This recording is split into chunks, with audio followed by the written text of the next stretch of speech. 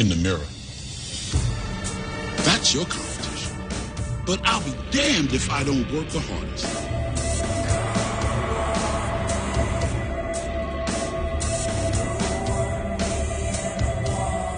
My fear of failure is my motivation to succeed.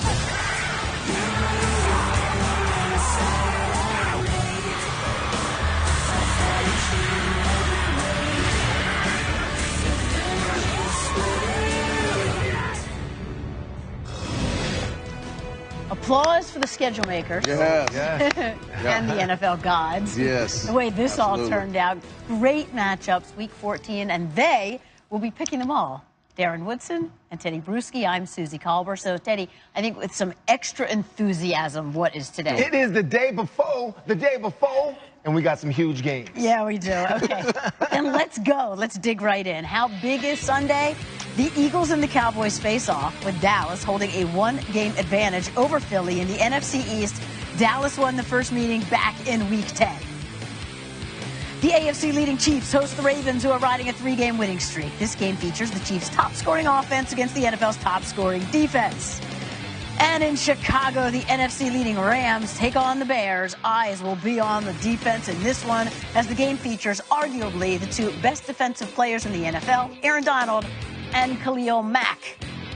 But will the Bears have their starting quarterback, who has missed the last two games? For that, we say hi to our injury analyst, Stefania Bell. So what is the word on Mitchell Trubisky? Hi, Susie. Well, he's had a really good week, and he looks on track to play. You know, he's been out the last 2 weeks with an injury to his throwing shoulder that everybody has maintained was not serious all along. But when you have an injury to your throwing shoulder and you're a young quarterback, the last thing you want to be doing is altering your mechanics or doing something to compensate that could set you up for a bigger problem. So I appreciate the time that they've taken to let him get healthy. He didn't start throwing until late last week. He said his arm was feeling really good Wednesday. All they needed to do was prove it to coach, and he's been full go all week. So I think you're going to see him Sunday night. Okay, that sounds like good news. Stefania, stand by. All right, so welcome back to your team, and here comes the NFL's leading sacker. How should the Bears approach this? Look, I think the Bears are going to have to approach this as far as, getting other guys involved, getting other players involved. Tariq Cohen,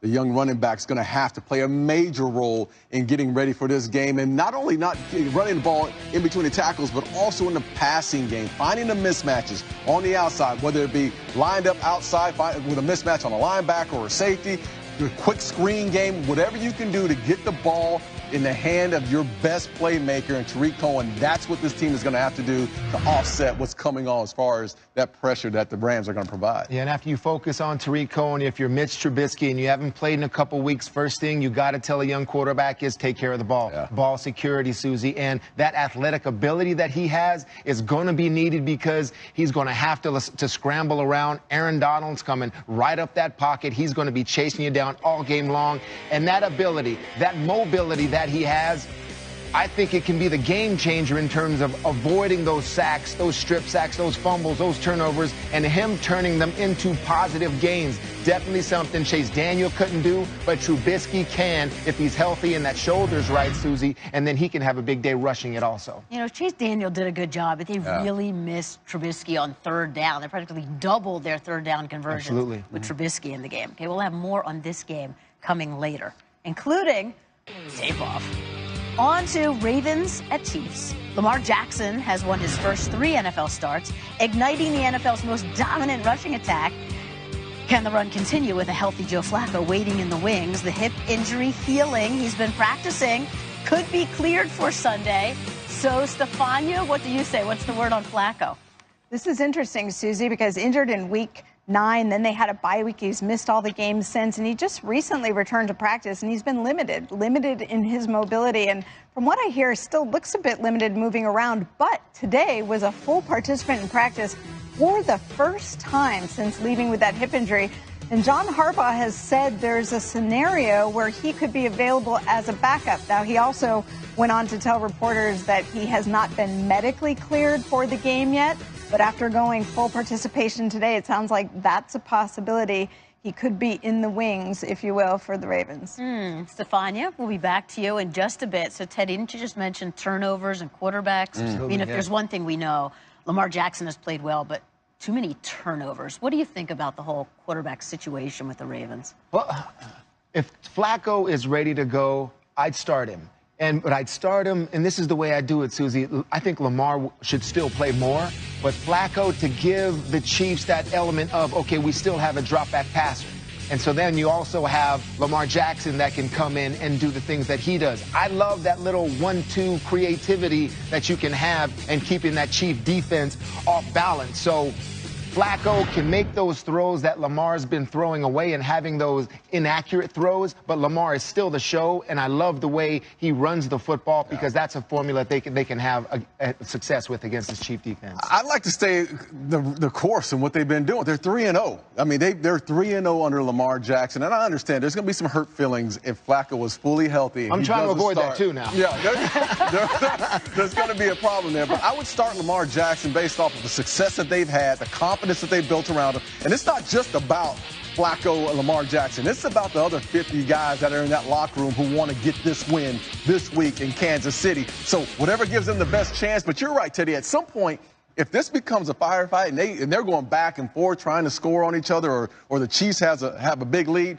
you're going to have to bring in Flacco just to get the ball down the field. Because I can't see Lamar Jackson winning in a game where it's a 30, 40-point game. There's no way they win that game. Right. All right. Can we talk about #1 scoring offense, #1 scoring defense? Yeah. You know, Travis Kelce, so big for the Chiefs, but why? Why is he so clutch? I think we've used a lot of adjectives in terms of athletic ability and size and hands and all of that with Kelce. What he showed me last week, Susie, was like mental toughness in terms of the way he started the game, in terms of the way also he finished it. So let me show you how he started the game versus the Oakland Raiders last week. Great catch here and throw behind your back. You got to rotate. You got to turn around. There's Kelce making a great run, but he fumbles.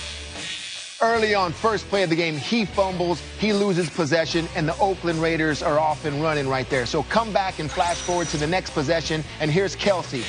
Doesn't hang his head, gets on the defender's toes right there, runs a great route and gets it in for the end zone, and he's not down about it. He's going to have a little fun. He's going to have a little fun and drop the stone cold stunner on him right here. Bam! That's just the mentality that he has, and it's what I love about him and this Chiefs offense.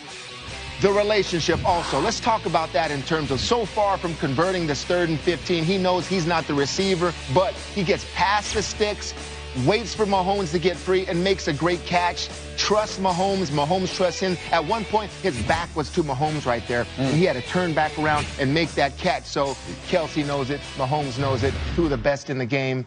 Love the way Kelce's able to bounce back from any type of setbacks he has on the field. All right, and Spencer Ware has had to fill the shoes for Kareem Hunt. What are your expectations there? I think he's going to do a good job, but I think they're going to get more. Andy Reid will get a little bit more flexible with what he's going to do with Tyreek Hill as well, who's probably their most versatile player on their offense. And he's going to not only be lined up outside the wide receiver position, but they're going to bring him in the backfield as well and get him touches out of the backfield, whether it be a quick screen or swing passes, anything they can do to utilize his skill set, because without Kareem Hunt, this is not the same. They're not going to be the same in the backfield there with Spencer Ware. This Tyreek Hill is going to have to be involved early and often in this game. Yeah, so many good matchups. We have more on this game coming later, too. Wait till you hear what Wink Martindale has to say about Patrick Mahomes. I can't wait. Pretty heady stuff.